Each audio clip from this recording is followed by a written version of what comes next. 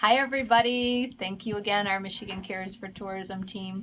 We are going to show you Blackboard, the site that we're going to put all our joint communication on. So follow me and we're going to show you how to get onto Blackboard and what some of the functionality is.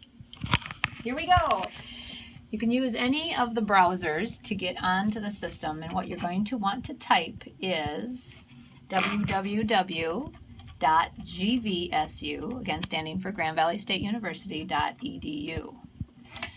Blackboard is a system we use for students to communicate and share materials, but Grand Valley has allowed us to do that with our team of Michigan Cares volunteers, so we can jointly communicate.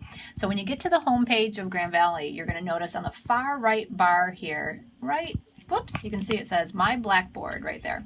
So click on that little BB. And it's going to ask for you to sign in. Now each of you has been given a unique sign-in code. And your username is going to be your last name, your first initial, a dot, and the word guest, G-U-E-S-T. So for example, we're going to sign in Dave Lorenz. And you can see we put his username there. And then the password for everyone is GVSU 4 capital M-E exclamation point 15. Okay, you can see why I had to have Taylor share that. So let's just say that again. It's GVSU, again standing for Grand Valley State University, the number 4, not the word, so the number 4, a capital M, capital E, and an exclamation point, and 20, and 15. We're going to send that to you as well, but hopefully we've got that. It's a super secret passcode, you can tell. So then you'll see this very large screen that has a lot of information about your grades, but you don't have any, so we don't have to worry about that. But you should see under My Announcements if we've put any recent announcements about our site, but the main place you want to go to is over here where it says Michigan Cares for Tourism. So it's loaded under My Organizations. And again, as soon as we make you a student and come take classes, then you'd have your classes here. But this is the only thing really we're going to concern ourselves with. So if you would, you'd click on our Michigan Cares, and you will see our landing page or our home page. So this is where you can post announcements. And because we all have administrator access, you can add items to the site, etc. So for example, if you want the whole team, all of us, to get an announcement that you have some update or information to share, you could click on Create Announcement. You could put in a title, and then you could share with us what you want to say. So this is a video test. You then down here under Web Announcement Options have to say that it's not date restricted, so it will post. And then if you have any links to add in, you can do that here as well. With the right hand side, you click Submit right here, and then that greeting would show up in our announcements. To the left-hand margin is where we're going to organize, and we're continuing to refine all of kind of our content areas or the committee work that we're doing individually and collectively. So you'll notice here all of the meeting minutes are listed even as far down as a couple years ago. So our most recent minutes are at the bottom of the list, and again, if you need to look back at any of them, please do. And Flo, thank you for always posting those.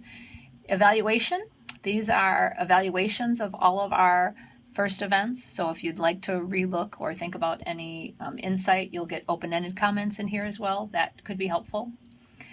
Our event planning documents, you're going to see a lot more in here now that Taylor's going to have access to my external drive to keep building it. But our animation plans from each of our events, you'll see a lot of other event tools coming up, so you'll see more there.